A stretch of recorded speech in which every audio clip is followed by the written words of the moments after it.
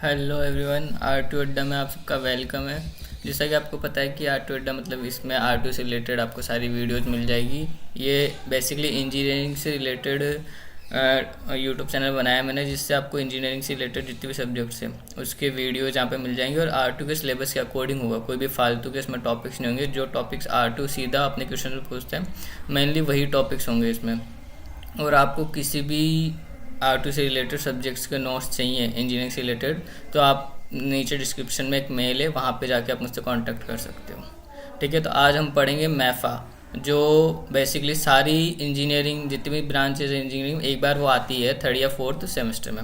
तो मैफा के आज हम यूनिट सेकंड है जिसका नाम है demand and supply analysis.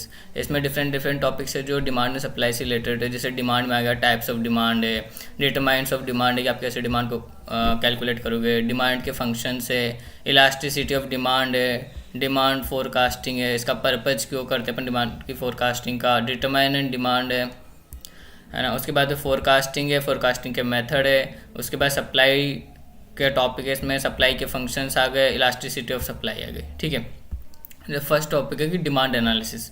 Demand can be defined as the quantity of a product that a buyer desire to purchase at a specific price and time period. मतलब basically demand क्या होता है कि कोई भी बायर है तो वो उसको किसी एक पर्टिकुलर टाइम पीरियड में कौन से प्राइस से वो उसको परचेज करता है, स्पेसिफिक प्राइस में परचेज करता है किसी टाइम पीरियड में, वो उसकी डिमांड होती है।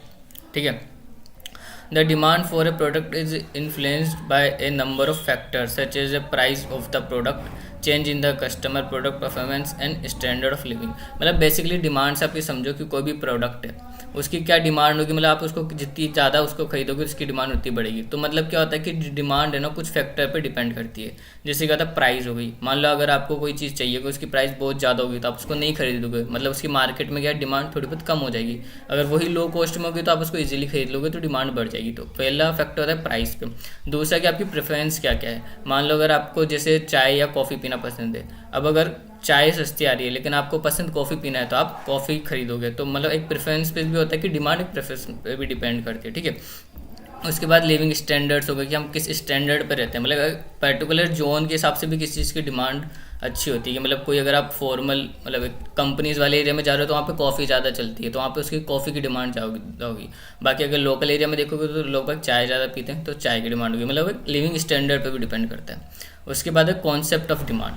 कॉन्सेप्ट क्या डिमांड का, तो थ्योरेटिकल अगर अपन बात करें तो demand can be defined as the quantity of a product in an individual is willing to purchase at a specific point of time.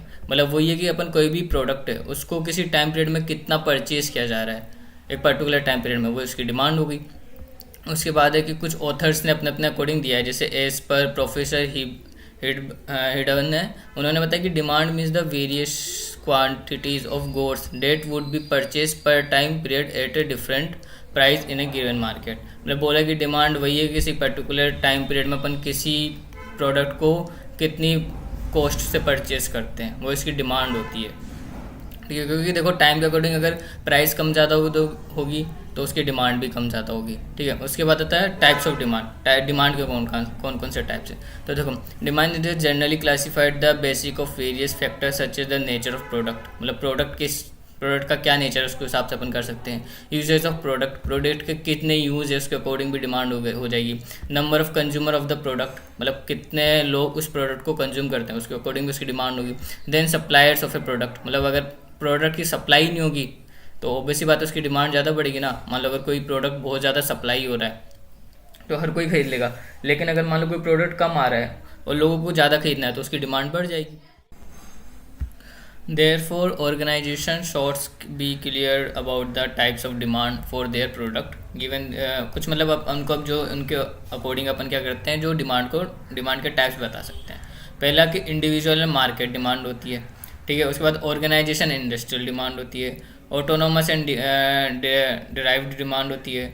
Demand for perishable and durable goods होती है और शॉर्ट टर्म और long term demands होती है। ठीक है, ये 5 तरीके अपन को डिमांड्स होती हैं। ठीक है, उसके बाद अपन इंडिविजुअल एंड मार्केट डिमांड की बात करते हैं सबसे पहले। तो क्या होता है, देखो individual demand can be defined as the quantity demand by individual for a product at a particular price and within the specific period of a time.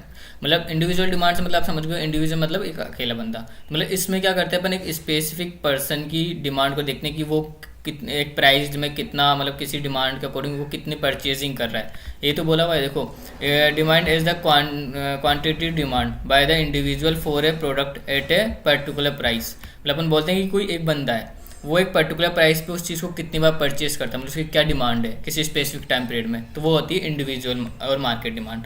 दूसरा आता है कि मार्केट डिमांड क्या होती है, ठीक है। इंडिविजुअल डिमांड अपन ने बता दिया, मार्केट डिमांड क्या होता है। देखो तो on other hand the total quantity demand need for a product by all individual at the given price and time is regardless as the market demand. Market demand में मतलब अपन नॉर्मली अपन बात करते हैं कि पूरे मार्केट में किसी एक स्पेसिफिक गुड्स की कितनी डिमांड है। मतलब इंडिविजुअल डिमांड तो एक पर्टिकुलर पर्सन की आ गई, मार्केट में क्या होगा, जितने भी लोग बाग किसी चीज़ को परचेज कर रहे हैं तो वो उसकी मार्केट डिमांड हो जाएगी। मतलब ये पूरे मतलब एक स्पेसिफिक पर्सन पे डिपेंड नहीं करेगा, ये पूरे एक मार्केट पे डिपेंड करेगा कि कितने लोग उस चीज़ को परचेस कर रहे हैं किसी प्रोडक्ट को एक स्पेसिफिक टाइम पीरियड में और एक प्राइस पे, तो वो उसकी मार्केट डिमांड हो जाएगी, ठीक है। Market demand is a aggregate of the individual demand of all the consumer of a product over a period of a time at a specific price while other product factor are constant. अभी बोल रहा है कि जो market demand होता है ना, मतलब कोई की इंडिविजुअल डिमांड है, तो बहुत सारे इंडिविजुअल डिमांड्स को अगर अपन एग्रीगेट कर ले, मतलब बेसिक मतलब वही है ना कि अगर पूरे मार्केट की डिमांड मतलब सारे लोगों को मिक्स कर दो और वो किसी प्रोडक्ट को कितना परचेज कर रहे हैं किसी प्राइस पे, तो वो उसकी पूरी डिमांड हो जाएगी, कितने प्रोडक्ट की कितनी डिमांड हो गई, तो अपन उसको बेसिकली बोल सकते हैं कि मार्केट डिमांड हो गई है इसकी, है ना। कि मतलब मार्केट में अपन अगर अपन इंडस्ट्री की तरफ से देखें तो अपने प्रोडक्ट की मार्केट में कितनी डिमांड चल रही है, ठीक है। उसके बाद ऑर्गेनाइजेशन एंड इंडस्ट्रियल डिमांड में क्या आता है, देखो the demand for a product of a organization at given price over a point of a time is known as the organization demand. For example the demand for Toyota cars is organization demand, ठीक है। Organisation demand का मतलब basically मतलब वही है कि अपन पहले क्या होता है, एक पर्टिकुलर इंसान की बात कर रहे हैं, अब अपन बात करें एक ऑर्गेनाइजेशन, मतलब बहुत बड़ा ऑर्गेनाइजेशन है, समझ रहे हो। जैसे कोई इंडस्ट्री हो गई, मतलब एक तरह से बात कर सकते हो तुम, कोई जैसे कोई कंपनी हो गई एक तरह से, या फिर एक बहुत बड़ा ऑर्गेनाइजेशन मतलब जिसमें बहुत सारे लोग हो, तो उसकी एक कॉमन डिमांड कितनी होती है किसी पर्टिकुलर ऑर्गेनाइजेशन का, तो वो अपना ऑर्गेनाइजेशन डिमांड आती है। उसके बाद आता है इंडस्ट्रियल डिमांड में क्या होता है, other than the sum total of demand for a product of all organization in a particular industry is known as a industrial demand. For example, the demand for a cars various brand such as the Toyota Maruti Suzuki. मतलब industrial demand में क्या होता है कि आपको ही पता है कि एक इंडस्ट्री होती है वो बहुत बड़ी होती है, ठीक है, उसमें छोटे ऑर्गेनाइजेशन होते हैं। तो अगर मान लो बहुत सारे ऑर्गेनाइजेशन को कंबाइन कर दें, मतलब उस पर्टिकुलर इंडस्ट्रियल की सारी ऑर्गेनाइजेशन को अगर कंबाइन कर दें और उसके बाद उसकी नीड को देखा जाए, मतलब उसको किसी पर्टिकुलर की कितनी डिमांड है, जैसे अब पहले वाले एग्जाम्पल बताया था कि किसी पर्टिकुलर ऑर्गेनाइजेशन को ओनली टोयोटो कार चाहिए, ठीक है। अब पूरी इंडस्ट्रियल को तो अलग अलग कार चाहिए होगी, तो मतलब पूरी मान लो किसी ऑर्गेनाइजेशन को मारुति सुजुकी चाहिए, किसी को टोयोटो चाहिए, तो मतलब सारे ऑर्गेनाइजेशन को अगर आप कंबाइन कर दो तो वो उसकी इंडस्ट्रियल डिमांड हो जाएगी, मतलब एक पर्टिकुलर इंडस्ट्रियल की डिमांड, ठीक है। उसके बाद आती है अपने पास ऑटोनोमस एंड ड्राइव डिमांड। तो देखो ऑटोनोमस क्या होता है, the demand for a product that is not associated with the demand of other product is known as a autonomous और डायरेक्ट डिमांड। मतलब ऑटोनोमस डिमांड का मतलब ये होता है कि इसका ये मतलब है कि अगर आप किसी मतलब एक पर्टिकुलर प्रोडक्ट की जो डिमांड होती है ना वो दूसरे प्रोडक्ट पर डिपेंड नहीं करती। समझ लो कि मान लो अगर आपको कोई प्रोडक्ट चाहिए, मतलब अगर आप कार खरीद रहे हो तो आपकी जो डिमांड है वो कार के लिए ही है ना, दूसरे प्रोडक्ट से थोड़ी ना उसको डिपेंड आप वो वेरिएट होगी, ठीक है। तो जो किसी और प्रोडक्ट की डिमांड से इफेक्ट ना हो तो वो ऑटोनोमस डिमांड हो जाती है, मतलब डायरेक्ट डिमांड हो जाती है, ठीक है। Autonomous demand arise due to the nature desire of an individual consumer of the product, ठीक है। For example the demand food shelter clothes, मतलब आपको पता है कि अगर जो अपनी बेसिक नीड्स होती है जैसे फूड की, रहने की और कपड़े, वो सबकी डिमांड होगी उस पर, और किसी प्रोडक्ट की डिमांड से उस पर कोई असर नहीं पड़ेगा, ठीक है। उसके बाद ऑन द अदर हैंड दूसरा अपन बोलते हैं कि ड्राइव डिमांड। ड्राइव डिमांड में क्या होता है कि जो आपकी डिमांड है ना वो दूसरे प्रोडक्ट की डिमांड के अकॉर्डिंग चेंज होती है। देखो थोड़ा सा पढ़ लेते हैं, समझाता हूँ। Derived demand refers to the demand for a product that arise due to the demand for a other product. For example, demand for petrol, diesel and other lubricant depend on the demand of vehicles, ठीक है। Apart from that, the demand of a raw material is also derived.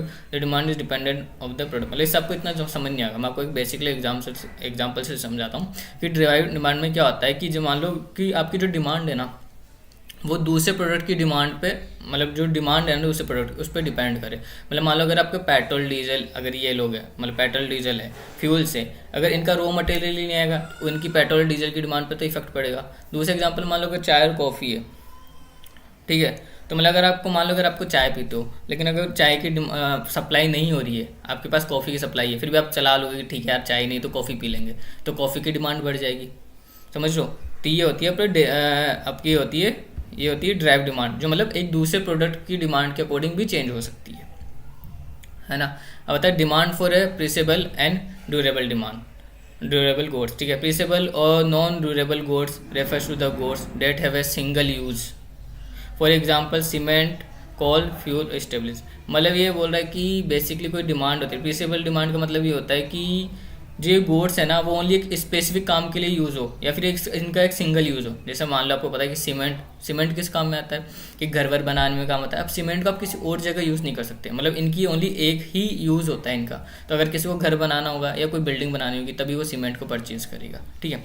उसके बाद है durable demand, मतलब ऐसी कोई goods, durable goods मतलब ऐसा कोई गुड्स जिसको आप एक जगह भी यूज़ कर सको, मतलब दूसरी जगह भी आप उसको यूज़ कर सकते हो। मतलब दूसरे आप देखो, मतलब durable goods refer to the good that can be use respectable for, मतलब आप रेस्पेक्टेडली मतलब आप दूसरी जगह भी यूज़ कर सकते हो, जैसे क्लोथ्स है, ठीक है। एक पर्टिकुलर कोट को आप सिंगल जगह तो यूज़ करोगे नहीं। आप कपड़े हैं आप घर में पहन सकते हो, बाहर में पहन सकते हो, शूज़ हो गए, मशीन हो गई, इन लोगों का आप क्या करते हैं एक से ज़्यादा बार भी यूज़ कर सकते हो, मतलब एक से दो तरीके से भी आप यूज़ कर सकते हो।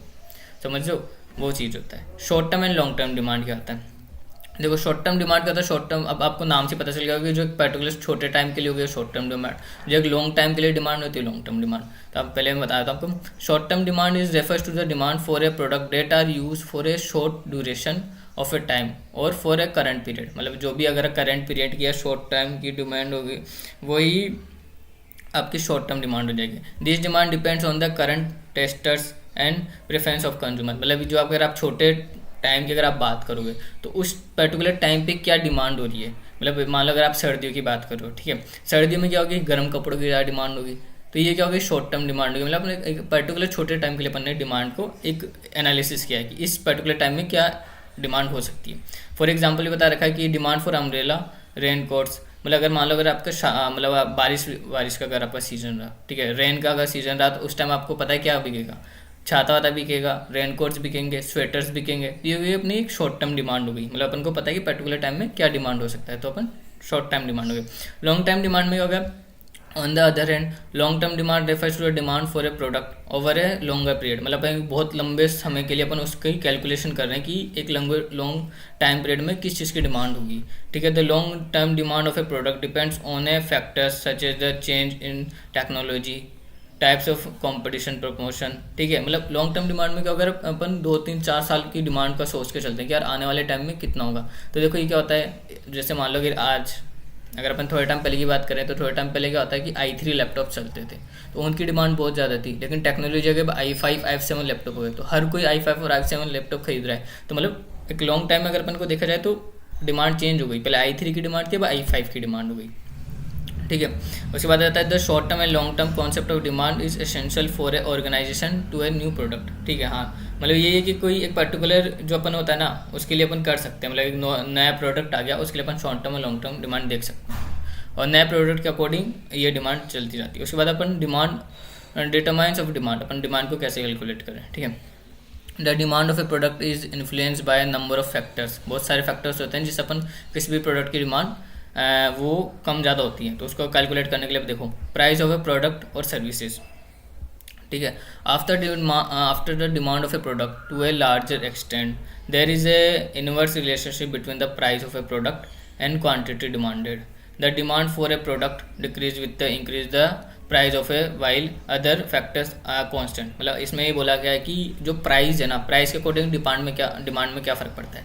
सिंपल वे में समझो, अगर कोई चीज़ की अगर कोई प्रोडक्ट है, मतलब कोई भी चीज़ है, उसकी अगर प्राइस कम होगी तो आप उसको इजीली परचेज़ कर लोगे, ठीक है। अगर उसकी प्राइस ज़्यादा होगी तो आप उसको कम परचेज़ करोगे, आप सोचोगे कि कम में भी काम चल जाए तो मैं ज़्यादा क्यों परचेज़ करूँ उसको। तो क्या होता है, प्राइस पे डिपेंड करता है, प्राइस कम है तो डिमांड बढ़ेगी, प्राइस ज़्यादा है तो डिमांड कम होगी। बेसिकली मतलब यही होता है, अपन प्राइस से देखें, और बाकी के जो चीज़ें हैं उनको अपन ने कॉन्स्टेंट मांगा दूसरे फैक्टर्स को, ठीक है। उसके बाद इनकम, ठीक है। The income of a consumer affects his her purchasing power which terms in influence of the demand product. मतलब अगर मान लो आपकी सैलरी अगर कम होगी तो आप महंगी चीज़ें क्यों खरीदोगे? मतलब इच्छा तो सबकी करती है ना कि मैं बड़ी बड़ी कार खरीदूँ, लेकिन अगर इतनी सैलरी नहीं होगी तो खरीदे क्यों? तो इनकम पे भी डिपेंड करता है कि आपकी कितनी इनकम है, उसके अकॉर्डिंग आप चीज़ें खरीदोगे, तो उसके अकॉर्डिंग आप मार्केट में डिमांड होगी किसी चीज़ की, तो वो इनकम पे भी डिपेंड करता है। उसके बाद आता है tester and preference of a consumer. ठीक है, तो the taste and preference of a consumer are affected due to the various factors such as the lifestyle consumer, common habits, change in the fashion, standard of living। मतलब इसका मतलब यही है basically कि test और प्रेफरेंसेस का मतलब आपको क्या अच्छा लगता है, आपको जो अच्छा लगेगा उसको तो आप परचेज करोगे, तो उसकी डिमांड बढ़ेगी। मतलब ऐसा होता है ना कि कुछ लोगों को कॉफ़ी पीना पसंद है तो वो कॉफ़ी परचेज करेंगे, कुछ लोगों को चाय पीना पसंद है तो वो चाय परचेज करेंगे। तो डिपेंडिंग अपने ऊपर डिपेंड करता है कि अपनी लाइफ स्टाइल कैसी है और अपन को क्या परचेज करना अच्छा लगता है, तो उसके अकॉर्डिंग भी डिमांड पे पड़ता है। मतलब पर्टिकुलर जोन में क्या स्पेसिफिक पसंद की जाती है चीज़ें। ठीक है, वैसे प्राइस ऑफ रिलेटेड गुड्स। ठीक है, related goods can be of a two type, namely substituted and complementary goods, which एक तो होता है सब्स्टिट्यूट्स और एक होता है कॉम्प्लीमेंट्री गुड्स, है ना। गुड्स का मतलब ये अपने वो समझ जाओ कि कोई प्रोडक्ट हो गया। ठीक है, तो अब देख सब्स्टिट्यूट गुड्स कौन से होते हैं। It is refer to the good that satisfy the same of a consumer but at different price. Like ऐसे कुछ होता है ना कि कोई चीज़ है, मतलब वो है तो डिफरेंट, लेकिन जो नीड होती है ना अपनी वो फुलफिल कर सकती है, और प्राइजेस भी उन दोनों ही कम होगी। सब्स्टिट्यूट गुड्स का मतलब ये होता है कि मान लो अगर कोई चीज़ है, उसका ही अगर वो चीज़ मैं महंगी है लेकिन वो चीज़ परचेज नहीं कर पाता, लेकिन कोई वैसी कोई दूसरी चीज़ है जो मेरे को कम प्राइस में मिल जाती है, तो मैं उसको यूज़ करके काम चला लेता हूँ। फॉर एग्जाम्पल जैसे मान लो टी और कॉफ़ी है, मतलब किसी को होता है ना कि यार मेरे को तो चाय या कॉफ़ी दोनों में से एक तो चाहिए दिन में। ठीक है, तो आप सोचोगे यार चाय महंगी होती है तो मैं कॉफ़ी भी मेरे को अच्छी लगती है तो मैं कॉफ़ी परचेज़ कर लेता हूँ। मेरी नीड तो पूरी होगी ना कि मेरे को दिन में कुछ पीना है, तो मैंने कॉफ़ी पी ली, तो वो मेरे को कम प्राइस में मिल रही थी, चाय मेरे को महंगी मिल रही थी, तो मैंने उसको परचेज़ नहीं किया, हो गया। एंड द ग्राउंडेड ऑयल हो गया, है ना, सनफ्लावर ऑयल हो गया, ये सब्स्टिट्यूट्स हैं। मतलब जो ऑयल्स होते हैं वो एक ऑयल जो महंगा होता है तो आप उससे वो परचेज नहीं करोगे, थोड़ा सस्ता वाला ऑयल परचेज कर लोगे। ठीक है, तो the increase in the price of A goods resulted in increase of the demand of its substitute with low price. अब ये बोल रहा है कि मान लो अगर आप किसी चीज़ की डिमांड है लेकिन उसकी प्राइस ज़्यादा है, साथ में अगर उसका कोई सब्स्टिट्यूट्स है उसकी प्राइस कम है, तो उसकी डिमांड बढ़ जाएगी। मतलब सब्स्टिट्यूट्स की डिमांड बढ़ जाएगी ना, क्योंकि लोगों को तो अपनी नीड फुलफिल करनी है, तो ये सोचेंगे ना कि मैं कम प्राइस वाले को खरीदूँ, तो जो जिसकी प्राइस कम होगी उसकी डिमांड बढ़ जाएगी। समझ लो, वही रूल आ गया ना कि अगर प्राइस कम होगी तो डिमांड बढ़ जाएगी। ठीक है, उसके बाद आता है कॉम्प्लीमेंट्री गुड्स। ठीक है, refer to the good that consume instantaneously और in a combination. In other words the complementary goods are consumed together. For example pen and ink can be और car and petrol and sugar use together. मतलब इसका मतलब यही है कि complementary goods मतलब आ गया कि आप दोनों ही गुड्स को एक साथ यूज़ कर लो, मतलब आपको दोनों गुड्स एक साथ यूज़ करने पड़ेंगे। समझो, जैसे अगर मान लो आपने पेन खरीदा तो आपको इंक भी यूज़ करनी पड़ेगी। मतलब कि अगर पेन बिका, पेन की डिमांड बढ़ी तो इंक की डिमांड भी बढ़ेगी। ठीक है, कार अगर बिक रही है तो पेट्रोल भी बिकेगा। ठीक है, अगर मान लो कार की डिमांड बढ़ी तो आगे आने वाले में फ्यूचर में क्या होगा, पेट्रोल की डिमांड भी बढ़ेगी। कॉम्प्लीमेंट्री गुड्स ऐसा था कि एक की अगर डिमांड बढ़े तो दूसरी की भी ऑटोमेटिक डिमांड बढ़े। समझ गया। उसके बाद आता है एक्सपेक्टेशन और ऑफ कंज्यूमर्स हो गया। तो impurely the expectation of a consumer about the future change in the price of a product affect the demand for the product in the short term. ले बोल रहा है कि अगर मान लो कोई कंज्यूमर की कोई एक्सपेक्टेशन है, मतलब क्या होता है कि कुछ अपन कभी कभी सोचते हैं ना कि यार मान लो कि आज ये चीज़ महंगी मिल रही है, फ्यूचर में ये चीज़ सस्ती होगी, तो अपन क्या सोचते हैं कि यार मैं फ्यूचर में खरीद लूँगा ना, मैं एक्सपेक्ट कर रहा हूँ कि फ्यूचर में सस्ती हो सकती है, तो लोग क्या सोचते हैं कि यार मैं फ्यूचर में खरीद लूँगा, अभी क्यों खरीदूँ भाई। तो अगर 5 दिन बाद अगर इसकी प्राइस थोड़ी कम हो जाएगी तो मेरे को प्रॉफिट हो जाएगा, तो मैं क्या सोचते हैं कि फ्यूचर में खरीदूंगा ना, मैं अभी क्यों खरीदूंगा। तो ये होगा कि एक्सपेक्टेशन अगर कोई कंज्यूमर कर लेता है उससे भी डिमांड का इफेक्ट आ जाता है। तो गया। उसके बाद हो गया इफेक्ट ऑफ एडवर्टाइजमेंट। अब आज के टाइम में तुम्हें पता है कि किसी चीज़ की मार्केटिंग करवानी है तो उसकी एडवर्टाइज करवाओ, जितने लोगों के पास एडवर्टाइज जाएगा उतने उसको सोचेंगे, वो लोग सोचेंगे कि हाँ इसको एक बार यूज़ करके देखते हैं कि कैसा है ये। ठीक है, तो यही बात है कि effective advertise are helpful to many way such as the catching the attention of a consumer informs about the availability. ये चीज़ तो तुम्हें भी पता है कि अगर आप किसी चीज़ की एडवर्टाइज करोगे तो आप उससे लोगों को अट्रैक्ट कर सकते हो। जैसे तुमने भी सोचा होगा कि अगर तुम किसी चीज़ का एडवर्टाइज बार बार देखोगे तो तुम सोचोगे यार एक बार यूज़ करके तो देखता ही हूँ। अगर आप उसको एक बार खरीदोगे तो उसकी डिमांड बढ़ जाएगी। मतलब अगर आप किसी चीज़ की डिमांड बढ़वानी है तो क्या करो, उसका एडवर्टाइजमेंट करवाओ। जितना अच्छा एडवर्टाइजमेंट होगा उसकी डिमांड उतनी ही बढ़ जाएगी। ठीक है। उसके बाद आ गया distribution of income in the society. अब बोल रहा है कि in the income is equally distribute among people in the society. ठीक है। The demand of for the product would be higher than in case of the unequal distribution of income. मतलब ये थोड़ा अजम्पशन हो गया कि मान लो अगर आप पूरी सोसाइटी में अगर आपने सेम इनकम दे दी, मतलब अगर सबकी सैलरी सेम है, समझ लो, तो उसमें क्या होगा, किसी चीज पर्टिकुलर प्रोडक्ट की डिमांड है वो हायर होगी, और मान लो किसी के पास कम, किसी की सैलरी कम है, किसी की सैलरी ज़्यादा है, तो वो उसके अकॉर्डिंग परचेज करेगा, तो सबकी डिमांड में फ़र्क हो सकता है। उसके बाद आ गया growth of population. If the number of consumer increase in the market the consumption capacity of a consumer would be increase, therefore the higher growth population would be result in the increase in the demand of a different product. मतलब वो लोग अगर growth of A population, मतलब जितने ज़्यादा लोग होंगे उतने ज़्यादा कंज्यूमर्स बढ़ेंगे, जितने ज़्यादा कंज्यूमर्स बढ़ेंगे उतनी ज़्यादा अपनी डिमांड बढ़ेगी। समझो कि आने वाले टाइम में अगर पॉपुलेशन बढ़ेगी तो हर प्रोडक्ट की डिमांड ऑटोमेटिक इंक्रीज होती जाएगी। उसके बाद गवर्नमेंट पॉलिसी आ गई। Refer to the one of the major factor the affect the demand for a product, for example it a product has higher tax rate, this would increase the price of a product that would be result in the decrease of the demand. मतलब क्या होता है ना, government क्या होता है कि आपको पता है जीएसटी लगवाने लग गई है आजकल, मतलब वो गवर्नमेंट के टैक्सेस लगाती है। अब किसी प्रोडक्ट पर अगर गवर्नमेंट हायर टैक्सेस लगाएगी तो उसकी प्राइस भी ज़्यादा होगी, अगर प्राइस ज़्यादा होगी तो उसकी डिमांड कम हो जाएगी। अगर गवर्नमेंट कम टैक्स लगाएगी तो उसकी डिमांड, उसकी जो प्राइस है वो कम होगी, तो उसकी डिमांड भी बढ़ेगी। तो गवर्नमेंट के टैक्सेस पे भी डिपेंड करता है। उसके बाद हो गया क्लाइमेट कंडीशंस हो गई कुछ, affect the demand of a product to a greater extent. For example, the demand of ice cream and cold drink increase the summer, while tea and coffee would be preferred in the winter. Some product have a stronger demand in the hilly areas than in the plains. मतलब इसका मतलब यही होता है, climate condition का मतलब हो गया कि अब आपको पता है कि अगर सर्दी होगी, सर्दी में आप क्या सोचोगे कि मैं गर्म कपड़े खरीदूँ, मैं यार थोड़ा गर्म चीज़ें पीऊँ, जैसे मान लो टी हो गई, कॉफ़ी हो गई। इसमें क्या होगा, सर्दी में इन चीज़ों की डिमांड बढ़ेगी। गर्मियों में क्या होगा कि आप लोग सोचोगे यार मेरे को ऐसी लगवानी है, मेरे को आइसक्रीम खाना है, ठंडी ठंडी चीज़ें खाओगे तो उनकी डिमांड बढ़ेगी। मतलब जो डिमांड होती है किसी प्रोडक्ट की वो क्लाइमेट चेंज पे भी डिपेंड करती है।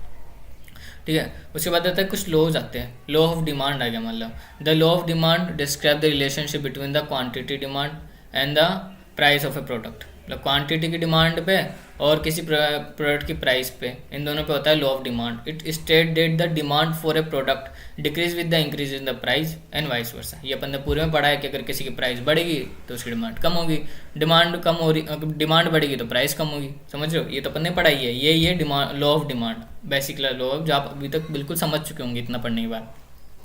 While other factor are its constant, मतलब जब दूसरे फैक्टर कॉन्स्टेंट हो, ये चीज़ भी लिख देना कि अगर किसी चीज़ की प्राइस कम हो रही है, डिमांड बढ़ रही है, और डिमांड बढ़ रही है तो प्राइस कम हो रही है।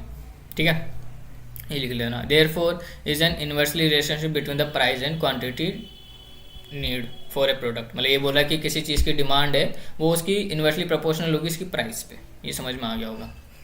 इन अदर वर्ड्स ऑफ मार्शल ने कुछ दूसरे वर्ड में बताया कि the greater the amongst to be sold, the smallest must be the price of which is the offered in the other order that it may find purchasers. In other words, the amongst demand increase with a fall in the price and diminishing with the rise of in price. मतलब बोलने का तरीका अलग है, वह थोड़ा बहुत difficult है, बाकी बात वही है कि अगर प्राइस कम होगी तो डिमांड बढ़ेगी, और अगर डिमांड कम हो रही है तो प्राइस बढ़ेगी। दोनों में बोलने का मतलब ये कि मतलब उन्होंने थोड़ा अपने अलग वर्ड्स में बोल दिया इसको।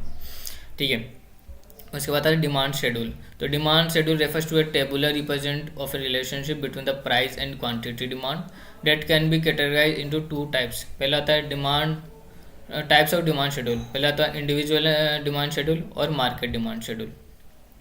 ठीक है। इंडिविजुअल डिमांड शेड्यूल में क्या होता है, it refers to a tabular representation of a quantity of a product demand by a individual at a different price and time given the. मतलब इसने बोला कि टेबुलर फॉर्म में अपन बता रहे हैं कि किसी चीज़ की प्राइस इतनी है तो उसकी जो डिमांड है कितने की। मान लो अगर किसी चीज़ की प्राइस है, एक इंडिविजुअल पे बात करें, अगर किसी चीज़ की प्राइस 10 रुपये है तो उसकी डिमांड 15 रुपये है। प्राइस अगर 15 रुपये पहुँच गई तो डिमांड उससे कम हो जाएगी। अगर प्राइस और बढ़ी तो डिमांड और कम। मतलब जितनी जितनी प्राइस बढ़ेगी उतनी उतनी डिमांड। मतलब इसका सिंपल सा ग्राफ देखना हो तो ये ऐसा हो जाएगा। ठीक है, कि अगर मान लो अगर आप डिमांड को इधर अगर आप डिमांड को इस साइड रख रहे हो, इस साइड डिमांड है आपकी और इस साइड प्राइस है, तो जैसे जैसे प्राइस बढ़ेगी वैसे वैसे डिमांड कम होती जाएगी। ठीक है, शायद मैंने उल्टा बता दिया थोड़ा। तो मतलब इसका ग्राफ थोड़ा लीनियर नहीं होगा, मतलब अगर प्राइस बढ़ रही है तो डिमांड घट रही होगी। इसका ग्राफ थोड़ा ऐसा होगा, सॉरी ये थोड़ा उल्टा बना दिया ना, इसका ग्राफ थोड़ा इस साइड होगा, ऐसा होगा इसका ग्राफ, कि जैसे जैसे प्राइस बढ़ेगी वैसे वैसे डिमांड कम होती जाएगी आपकी। ये डिमांड कम होती है, डिमांड अगर मान लो कम हो रही है तो प्राइस बढ़ेगी, समझ गए। उसके बाद अपन नेक्स्ट आते हैं मार्केट शेड्यूलर। मार्केट शेड्यूलर में मतलब होता है कि मार्केट पर अपन क्या डिमांड पड़ रहा है, उसके मार्केट में क्या डिमांड है उसके अपन देखते हैं। It's also a tabular representation of quantity demand it graded by individual at different price and time. ठीक है, the market demand schedule can be derived by aggregating the individual demand schedule given the tabular form. मतलब tabular form बता दी कि individual की कोई x Y Z की कुछ ये है डिमांड्स है ना, प्रोडक्ट ये है, प्रोडक्ट की प्राइस इतनी है और ये मार्केट डिमांड हो गई। मतलब टोटल बता दिया, अगर प्रोडक्ट की प्राइस बढ़ रही है तो उसकी डिमांड कम ही होगी, समझ गए। कुछ चीज़ होती है जो प्राइस बढ़ने पे बढ़ती है, कुछ चीज़ होती है जो प्राइस घटने पे भी घटती है। ठीक है, इसने अपन कॉम्बिनेशन बता दिया। तो अब डिमांड कर्व बताया, डिमांड कर्व बनाया अपन ने। डिमांड कर्व शोज है graphical representation demand schedule, it can be made the price. अब जो अपन उसका प्लॉट करते हैं वो प्राइस और क्वांटिटी डिमांड, मतलब कितनी डिमांड उसके ऊपर प्लॉट करते हैं। The table of individual demand schedule can be draw in, ये रहा देखो। अब मैंने बताया था कि ये प्राइस है किसी प्रोडक्ट की और ये डिमांड है किसी प्रोडक्ट की। तो क्या हो रहा है, इसमें क्या हो रहा है कि प्राइस बढ़ रही है तो इसमें क्या था, डिमांड है वो घटेगी, समझ रहे हो ना, यही बताया इसने। देखो तो मतलब इसने ये बोला है कि 10 रुपये, समझ रहे हो मेरी बात, 10 रुपये पे प्राइस कितनी जा रही है अपनी, मतलब 10 रुपये पे अपनी डिमांड कितनी है, 16 है। फिर प्राइस बढ़ी तो क्या हो गया, डिमांड कम हो गई। तो उसके बाद और प्राइस बढ़े तो और डिमांड कम, और प्राइस बढ़े और डिमांड कम, और प्राइस बढ़ता है और डिमांड कम। ठीक है, ये ग्राफ आप समझा सकते हो। In the above figure point A B C D E and demand, ये अपन ने समझ लिया, वही बोल रखा है जो मैंने आपको समझाया। अब डिमांड फंक्शन क्या होता है। A function can be defined as the mathematical expression that state the relationship between the two or more variable containing cause and effective relationship. मतलब अपन डिमांड फंक्शन में अपन इसको क्या मैथमेटिकल टर्म्स में अपन इसको डिफाइन करेंगे। Demand function state the influence at various factor of a demand such as the price, customers, income and habits and standard of the demand. ठीक है, इसके बाद demand function can be divided into 2 types which are the followers. मतलब जो demand है वो 2 types की अपन पड़ी, इंडिविजुअल डिमांड, उसके बाद मार्केट डिमांड। देखो इंडिविजुअल डिमांड में क्या होता है, individual demand function refers to the function relationship between the individual demand and the factors affecting the individual demand. मतलब इंडिविजुअल डिमांड क्या होती है, उसमें कौन कौन से फैक्टर करते हैं। तो देखो आपको मैथमेटिकल प्रेजेंट करना है तो ये आपकी एक फॉर्मूला होता है, D X equal to F bracket मतलब multiply P X P R Y T और एफ। अब अपन को समझते हैं कि डिमांड ऑफ कमोडिटी है। ठीक है, डी एक्स क्या बता रहा है, किसी प्रोडक्ट की डिमांड को बता रहा है, तो किस किस चीज़ पे डिपेंड करेगी। सबसे पहले एफ हो गया, तो देखो expectation of change in price future. पहला एफ क्या अपन ने मान लिया कि मान लो यार एफ मेरी एक्सपेक्टेशन आ गई, जो अपन ने ऊपर फैक्टर्स पढ़े ना वो सब आएंगे इसमें। देखो एफ में क्या हो गया, मैंने मान लिया कि अगर प्राइस कम हो गया ज़्यादा होगी फ्यूचर में तो मैं उसके अकॉर्डिंग करूँगा, है ना। उसके बाद पी एक्स हो गया, प्राइस ऑफ गिवन कमोडिटी, मतलब कितनी प्राइस है उसकी अभी के टाइम पे। पी आर हो गया, प्राइस ऑफ रिलेटेबल गुड्स, मतलब अगर मैंने बताया ना कि एक सब्स्टिट्यूट गुड्स भी बताया तो उसकी रिलेटेबल गुड्स की क्या प्राइस होगी। उसके बाद वाई हो गया, इनकम ऑफ कंज्यूमर, मतलब मेरे को कितना पैसा मिला उसके अकॉर्डिंग तो परचेज करूँगा। उसके बाद टी हो गया अपना टेस्ट एंड प्रेफरेंस, मेरी क्या प्रेफरेंस है, समझो कि पर्टिकुलर जोन में क्या प्रेफरेंस होगी उसके अकॉर्डिंग उसकी डिमांड होगी। उसके बाद एफ हो गया, एफ में मैंने बता दिया कि expectation of change in the price हो गया फ्यूचर। ठीक है, मतलब एफ ये वाला जो है ना ये तो फंक्शन के लिए अपन ने यूज़ किया है कि ये देखते हैं फंक्शन के लिए अपन यूज़ करते हैं ना कि एफ एक्स, तो ये एफ हो गया और ये ब्रैकेट में ये सारे जो अपने 5 फैक्टर्स है इसके ऊपर अपन को डिपेंड करेगा। ठीक है, कि पहला कि किसी कमोडिटी की प्राइस कितनी हो गई, उसके बाद किसकी सब्स्टिट्यूट्स की प्राइस कितनी है, उसके बाद कि भाई इनकम कितनी मिल रही है मेरे को, कि मेरे पास कितना पैसा है उसके अकॉर्डिंग, उसके बाद मेरे टेस्ट के अकॉर्डिंग, उसके बाद हो गया कि मैं अगर फ्यूचर में क्या एक्सपेक्ट कर रहा हूँ इसकी प्राइस। तो इन 5 चीज़ों पर अपन डिपेंड करती है। ठीक है, ये सब बता रखा है, ये जो मैंने बोला है वही बताया है। ठीक है, उसके बाद मार्केट डिमांड क्या आती है। देखो market demand function refers to the function relation between the market demand and the factor affecting the market demand. मतलब वही है कि मार्केट डिमांड को मैं पढ़ रहा हूँ कौन कौन से फैक्टर्स मार्केट डिमांड को अफेक्ट कर सकते हैं। तो देखो पहले जो था वो तो रहेगा ही रहेगा इस बार भी, कि क्या किसी चीज़ की प्राइस कितनी चल रही है, उसकी जो सब्सिट्यूट प्राइस वो कितना चल रहा है, मेरे पास कितनी इनकम है, मतलब लोगों के पास कितनी इनकम है, उसके अकॉर्डिंग उनके टेस्ट मतलब पर्टिकुलर जोन में किसी चीज़ की डिमांड पता चलेगी। उसके बाद फ्यूचर में क्या एक्सपेक्ट कर रहा हूँ वो भी आएगा। उसके बाद तीन चीज़ और आ जाती है इसमें। देखो पी नोट क्या है, size and composition of A population, मतलब किसी पर्टिकुलर जोन में कितनी पॉपुलेशन है, मतलब जितनी ज़्यादा पॉपुलेशन होगी उतनी ज़्यादा डिमांड बढ़ेगी किसी चीज़ की, तो पॉपुलेशन हमें तो जरूरी है। उसके बाद एस आता है, एस होता है सीजन एंड वेल्थ, है ना, वेदर, सीजन और वेदर, मतलब सीजन और वेदर में क्या होगा कि एक पर्टिकुलर टाइम पीरियड में तो उसकी प्राइस बढ़ेगी, क्योंकि अपन इसमें क्या एक पर्टिकुलर आदमी के लिए नहीं बता रहे, इसमें अपन अपने पूरे मार्केट में बता रहे हैं। तो मार्केट में देखेंगे तो अपन सीजन के अकॉर्डिंग देखेंगे कि गर्मियों के सीजन में आइसक्रीम वगैरह ज़्यादा बिकेगी, सर्दियों के सीजन में क्या होगा, जर्सियाँ ज़्यादा बिकेगी, है ना, ठीक है। और बारिश के सीजन में क्या होगा, अपने जो अम्ब्रेला होता है, छाते होते हैं, वो ज़्यादा बिकेंगे, ठीक है। तो सीजन पर भी डिपेंड करता है। उसके बाद डिस्ट्रीब्यूशन ऑफ इनकम, अपन ने पढ़ा था कि अगर पूरी जगह पर अपन देखेंगे, एक पर्टिकुलर बहुत बड़ी सोसाइटी में या बहुत बड़ी देखेंगे, तो अपन देखेंगे ना कि सबको अगर पर्टिकुलर सबको एक जैसे इनकम है, सबकी अलग अलग है, तो उस अकॉर्डिंग अपनी डिमांड भी बढ़ेगी, तो ये मार्केट डिमांड हो गई। उसके बाद इलास्टिसिटी ऑफ डिमांड पढ़ेंगे। इलास्टिसिटी का मतलब आप उसको कितना चेंज कर सकते हो। इलास्टिसिटी मतलब एक आप बेसिकली समझो कि रबड़ है, तो अब रबड़ को जितना खींचो उसकी इलास्टिसिटी होती है, तो अगर वही है कि डिमांड में कितनी इलास्टिसिटी हो सकती है, ठीक है। The elasticity of demand is a rate at which the quantity demand of a product change with the given changes in the any of determination, ठीक है। मतलब ये बोल रहा है कि किसी चीज़ की जो किसी प्रोडक्ट की जो डिमांड है वो किसी और फैक्टर से कितना चेंज हो सकती है, ठीक है, वो होती है इलास्टिसिटी ऑफ डिमांड किसी प्रोडक्ट के लिए। तो देखो अकॉर्डिंग टू प्रोफेसर बोल्डिंग ने क्या बताया कि the elasticity of demand may be defined as the percentage change of the quantity demand which would result 1% change in price. मतलब ये बोला कि कितना परसेंट किसी क्वांटिटी की डिमांड में चेंज करे जिससे प्राइस में चेंज आ जाए। समझो कि प्राइस में अपन ने कितना परसेंट चेंज किया जिससे उसकी जो किसी प्रोडक्ट की डिमांड उसमें कितना चेंज आ गया। समझो इसको अपन परसेंटेज में देख रहे हैं। इलास्टिसिटी मतलब यही है कि अपन कितना प्राइस में चेंज करें जिससे उसकी डिमांड में कितनी चेंज हो रही है, ठीक है। और अपन प्राइस में चेंज करते जाएँ, डिमांड में अपन देखे जाए कि उससे डिमांड कितनी इफेक्ट पड़ रही है, ठीक है।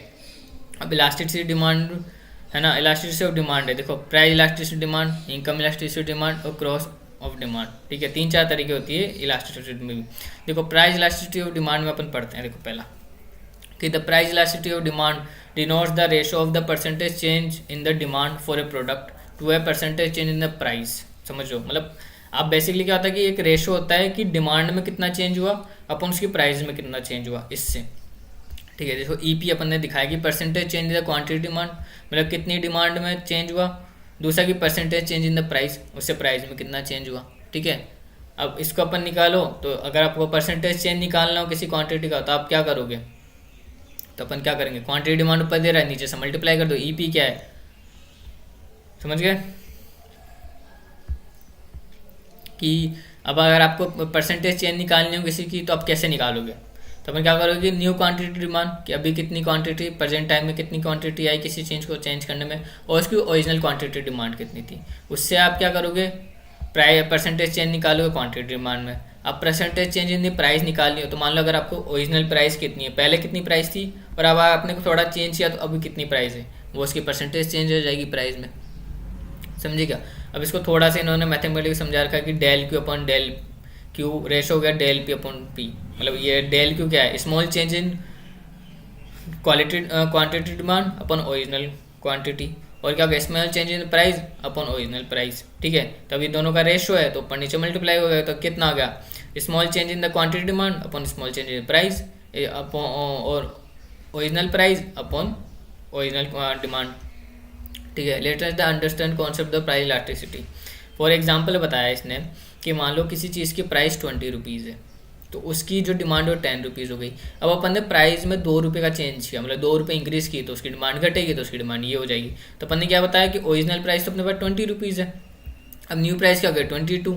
तो ओरिजिनल क्वांटिटी पहले कितनी थी, 10 थी, मान लो 10 kg था, तो अब 9 kg हो गया। अब अपन को करना है डेल पी निकालना है, ठीक है। डेल पी में अपन क्या करेंगे, new price minus original price, तो अपने पास 2 आ गया डेल पी। डेल क्यू निकालना है, न्यू क्वांटिटी तो क्या हो गया 9, उसमें से अपन ने क्वांटिटी पुरानी वाली क्वांटिटी निकाली, तो मतलब अपना डेल क्यू आ गया, तो रेशो निकाल दो कि del P upon del Q into P upon Q.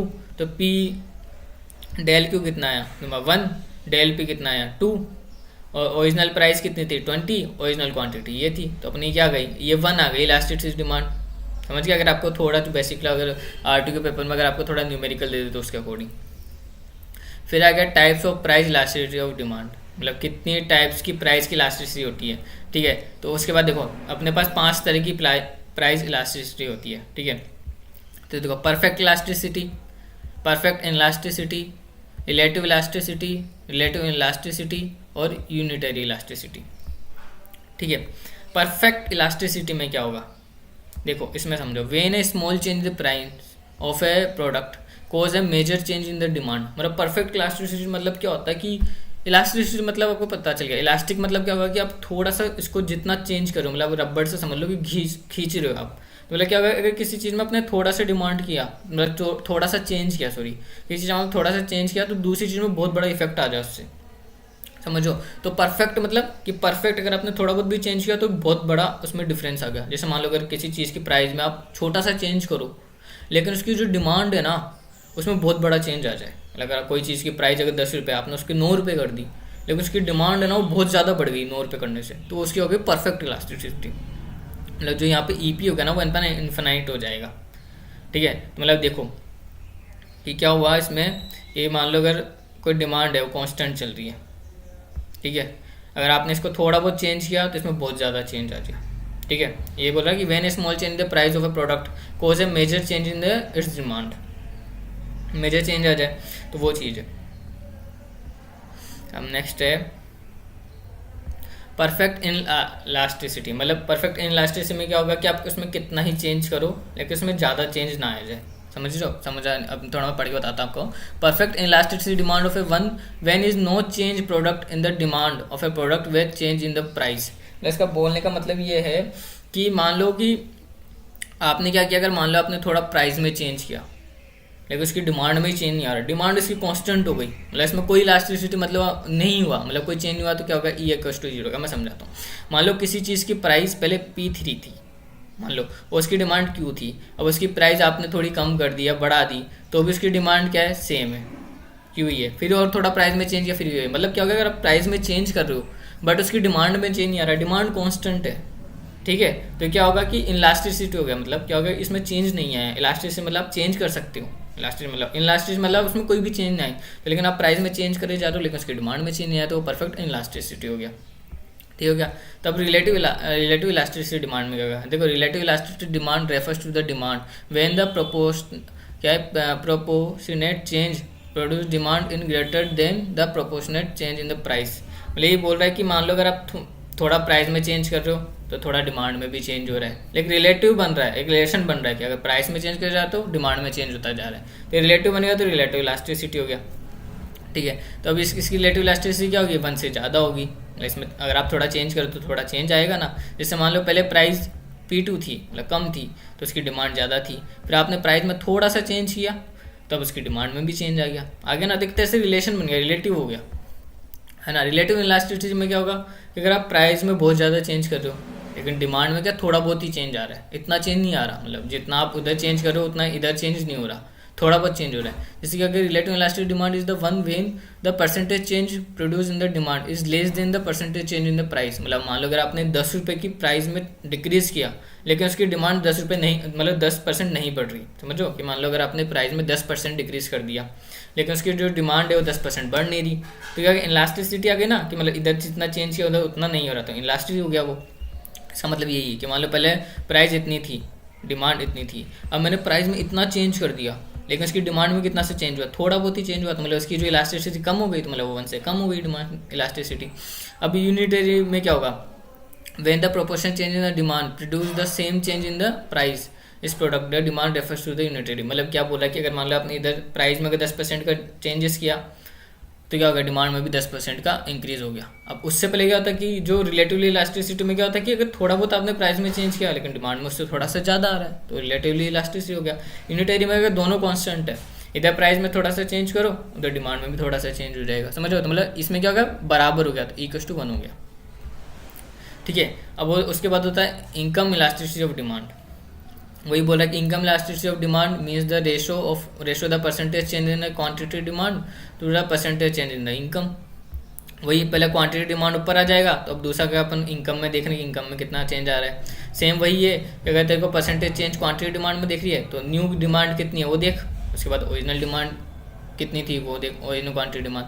Percentage income में तो अगर आपकी इनकम बढ़ गई तो न्यू इनकम कितनी है और पहले वाली इनकम कितनी थी, वही सेम फॉर्मूला आ जाएगा। ई वाई का हो जाएगा, पहले ई था, ठीक है, अब ई वाई हो गया। उसके बाद अब क्या होगा, वही quantity percent small change quantity demand upon original quantity. उसके बाद सेम वही percentage change in the price income upon original income, वही अपन ने सेम वही फॉर्मूला निकाल लिया।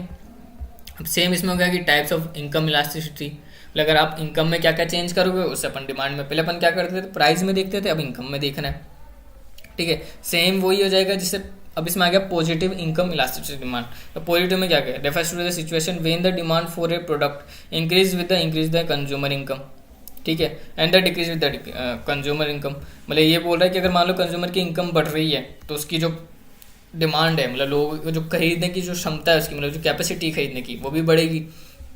तो वो चीज़ है। इसने बोला कि अगर मान लो इनकम पहले ए थी तो मेरी डिमांड क्यू थी, मतलब कम थी, अब मेरी इनकम बढ़ गई तो मेरी डिमांड भी बढ़ जाएगी, ठीक है। मतलब प्रोपोर्शनल हो गया ये दोनों, पहले प्राइस क्या थी इन्वर्सली प्रोपोर्शनल थी, लेकिन इनकम प्रोपोर्शनल हो गया, ठीक है। उसके बाद नेगेटिव इनकम इलास्टिसिटी हो गई। नेगेटिव इनकम इलास्टिसिटी में समझो कि मान लो अगर आपकी कोई, मान लो अगर आपका पहले प्रमोशन हो रहे थे, अब क्या हो गया, अगर आपको अब आपकी जॉब चली गई, मतलब प्राइस कम, मतलब आपकी इनकम कम हो गई, तो क्या होगा, पहले आपको 20,000 मिलते थे समझ लो, मतलब इससे आप समझो पहले 20,000 रुपये की इनकम थी, तब आपको क्या खरीदते, आप क्या करते थे,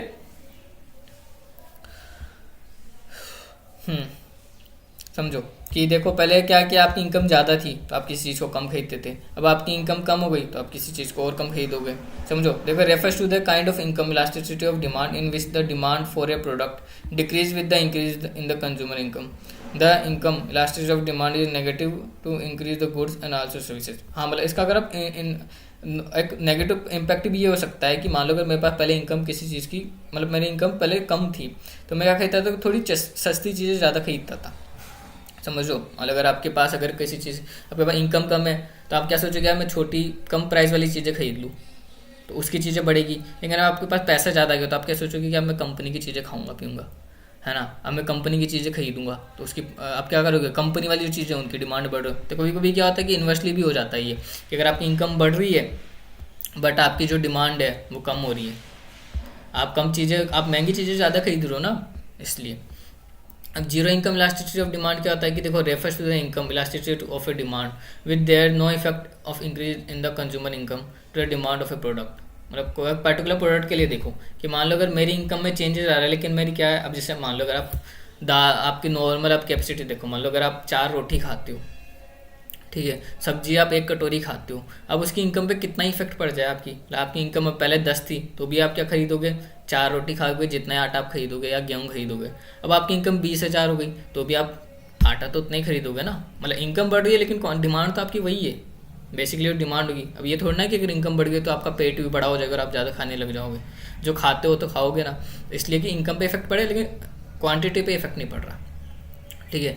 अब उसके बाद आता है क्रॉस इलास्टिसिटी ऑफ डिमांड, ठीक है। अब अपन दूसरा टॉपिक पढ़ रहे हैं, क्रॉस इलास्टिसिटी ऑफ डिमांड, ठीक है। The demand for a commodity is generally as a related with the demand for a another commodity, ठीक है। therefore change in the price of a one commodity product change in the price of another commodity। मतलब ये बोल रहा है कि जब अपन ने पहले रिलेटिव वाला पढ़ा था ना, वैसे ही कुछ ऐसा है कि क्या किसी चीज़ की, किसी प्रोडक्ट की प्राइस अगर चेंज हो रही है तो उसके साथ दूसरे प्रोडक्ट की प्राइस भी चेंज हो जाए या फिर डिमांड चेंज हो जाए, उसको बोलते हैं अपन ग्रॉस इलास्टिसिटी ऑफ डिमांड, ठीक है। The extent of relationship between the two related goods और commodity can be measure only the elasticity of demand. मतलब वही मतलब है कि जो सब्सिट्यूट होगा, मतलब किसी की अगर प्राइस बढ़ रही है तो उसके साथ साथ जो दूसरा उसका जो कंज्यूमर है या फिर दूसरी जो किसी प्रोडक्ट की डिमांड है वो भी इफेक्ट पड़े, उसे अपन बोलते हैं क्रॉस इलास्टिसिटी, ठीक है। अब cross elasticity of demand express the ratio of percentage change in the demand of X good produce due to the percentage change in the price of the relative goods. मतलब अगर मान लो अगर किसी चीज़ की, किसी प्रोडक्ट की डिमांड है, मतलब कोई एक प्रोडक्ट है उसकी जो डिमांड में कितना चेंज आ रहा है जिससे दूसरे प्रोडक्ट की प्राइस में कितना चेंज आ रहा है, समझते हो। तो देखो the percentage change the quantity demand of x, मतलब कोई एक्स प्रोडक्ट है उसकी क्वांटिटी डिमांड में, दूसरे की percentage change in the price of Y, मतलब कि कोई एक्स गुड है, इसकी डिमांड में कितना चेंज हो रहा है, जिससे जो वाई गुड्स है उसकी प्राइस में कितना चेंज हो रहा है। समझे नहीं समझे? मतलब क्या, मान लो कि कोई प्रोडक्ट, जैसे अब सपोज करो तुम कोई प्रोडक्ट परचेज कर रहे हो, उसकी प्राइस अगर मान लो कुछ, मतलब उसकी डिमांड बढ़ेगी, तो दूसरा वाला क्या सोचेगा जो उसका कॉम्पिटिटर होगा, यार मैं मेरे प्रोडक्ट की प्राइस कम कर देता हूँ जिससे लोग मेरे प्रोडक्ट को ज़्यादा खरीदेंगे। समझो, सेम वैसे तुम निकाल सकते हो क्वांटिटी डिमांड, तो तुम निकाल लोगे कि न्यू डिमांड कितनी अपॉन ओरिजिनल डिमांड कितनी थी। परसेंटेज इन प्राइस में भी निकाल लोगे कि पहले वाले प्रोडक्ट जो अभी कितनी प्राइस चल रही है उसकी, और पहले कितनी प्राइस थी दूसरे वाले उसकी, दोनों का सेम कर दिया कि ये फर्स्ट वाला प्रोडक्ट आ गया, उसकी क्वांटिटी डिमांड हो गई, सेकंड वाले प्रोडक्ट की प्राइस आ गई। ठीक है, वैसे निकाल लोगे। अब types of cross elasticity demand है, मतलब क्रॉस इलास्टिसिटी में क्या होगा, देखो इसमें भी दो तरह के, पॉजिटिव और negative. Positive cross elasticity demand में क्या होगा कि implies the that the cross elasticity of demand would be positive when increase in the price of one goods cause increase in the demand for other goods. The cross elasticity demand would be positively, मतलब क्या होता है कि मान लो अगर किसी चीज़ की price बढ़ रही है, किसी चीज़ की गुड्स की अगर मान लो प्राइस, मतलब कोई गुड्स है उसकी पॉजिटिव, अगर मान लो आप ये बोल रहा ना कि when increase in the price of a one goods cause increase in the demand of other goods, मतलब अगर मान लो समझो कि अगर किसी चीज़ की प्राइस बढ़ जाएगी किसी गुड्स की, तो जो दूसरा वाला गुड्स है उसकी क्या डिमांड बढ़ जाएगी, मतलब उसकी कॉस्ट कम है ना, तो क्या करेंगे ये लोग बाग, जो चीज़ें सस्ती मिलेगी वो चीज़ें तो खरीदेंगे, महंगी चीज़ नहीं खरीदेंगे। तो ये भी पॉजिटिव। नेगेटिव में क्या हो जाएगा कि मान लो किसी चीज़ की प्राइस है ना किसी गुड्स की, वो इंक्रीज हो रही है, लेकिन क्या हो जाए जो डिमांड होती है ना दूसरे गुड्स की वो डिक्रीज हो रही है। मतलब अगर आप मान लो कोई चीज़ की, किसी प्रोडक्ट की प्राइस तो बढ़ाए जा रहे हो, फिर भी लोग उसको खरीदे जा रहे हैं, दूसरे गुड्स की जो डिमांड है उसको कम कर दे, वो कोई नेगेटिव। नेगेटिव मतलब कि उसमें चेंज कर रहे हो लेकिन इसमें कोई चेंज, मतलब इसमें अदर दूसरा अपोजिट चेंज हो रहा है। ठीक है। जीरो क्रॉस इलास्टिसिटी डिमांड में क्या होगा कि आप उधर चेंज कर रहे हो, मतलब कोई अब किसी, मान लो ये समझो, देखो मान लो कोई टू गुड्स है, तो मान लो कि दोनों क्या होता है, दोनों अगर एक दूसरे रिलेटेड, मतलब implies the across the elasticity of demand would be zero when two goods X and Y are not related to each other. मतलब अगर दो चीज़ें हैं, मतलब दो प्रोडक्ट है, वो एक दूसरे से रिलेटेड ही नहीं होगी, तो उसकी प्राइस में या डिमांड में कितना ही कम ज़्यादा करो, उनकी प्राइस और डिमांड में ज़्यादा इफेक्ट नहीं पड़ेगा। ठीक है। उसके बाद डिमांड फोरकास्टिंग आती है। देखो, demand forecasting is the system process that involves are capital the demand for a product and service of a organization in future under the set of uncomfortable and competitive forces. In the words of Cundiff and Still, मतलब Cundiff and stiff ने बताया demand forecasting के बारे में। देखो, demand forecasting is estimate of sales during a specific future period based on proposed marketing plan and a set of particular uncomfortable and competition forces. ये उन्होंने बताया कि डिमांड फोरकास्टिंग क्या है। डिमांड फोरकास्टिंग मतलब ये है कि आप किसी भी, आप मान लो कोई स्पेसिफिक टाइम पीरियड में आप किसी चीज़ को सेल या परचेज कर रही हो, उसके अकॉर्डिंग आप उसको फ्यूचर में बता रहे हो कि मैं फ्यूचर में क्या उसकी डिमांड या फोरकास्टिंग होगी। ठीक है। Demand forecasting able an organization to take various business decision such as the planning and production process, purchasing and material, managing funds and deciding the price of product and organization and forecast demand for the making on statement। मतलब ये बोला कि अगर किसी चीज़ का आप forecast करोगे, मतलब आप सोच रहे हो कि आपने फोरकास्ट के लिए कुछ मेथड्स आप बता दिया कि फ्यूचर में इसकी डिमांड इतनी होगी, तो आप क्या सोचोगे कि यार आप इंडस्ट्री की तरह से सोचो, है ना, कि यार मैं इसकी डिमांड ही बढ़ाऊंगा फ्यूचर में। अगर फ्यूचर में मेरे को लग रहा है कि इसकी डिमांड बढ़ेगी, तो मैं क्या करूँगा, जो मेरी जो प्रोडक्शन कैपेसिटी उसको इंक्रीज़ करूँगा, उसकी जो प्राइस है उसको उस अकॉर्डिंग सेट कर दूंगा। मेरे को अगर मान ले मेरी प्रोडक्ट के लिए रॉ मटेरियल खरीदना होगा तो मैं उसको पहले ही ऑर्डर दे सकता हूँ। मेरे को मेरी बिल्डिंग की कैपेसिटी बढ़ानी होगी तो मैं उसको पहले ही बढ़ा सकता हूँ। तो ये क्या होगा, हेल्पफुल हो जाता है हमारे बिजनेस के लिए फ्यूचर में। तो डिमांड फोरकास्टिंग करना क्या होगा, जरूरी हो जाता है। उसके बाद कहता है सिग्निफिकेंस ऑफ डिमांड फोरकास्टिंग। अब यहाँ से अपन क्या करेंगे, नेक्स्ट वीडियो में पढ़ेंगे। यहाँ तक के लिए आज के लिए काफ़ी है। नेक्स्ट वीडियो में आपको मैं पूरा जो चैप्टर है कंप्लीट करा दूंगा। Thank you.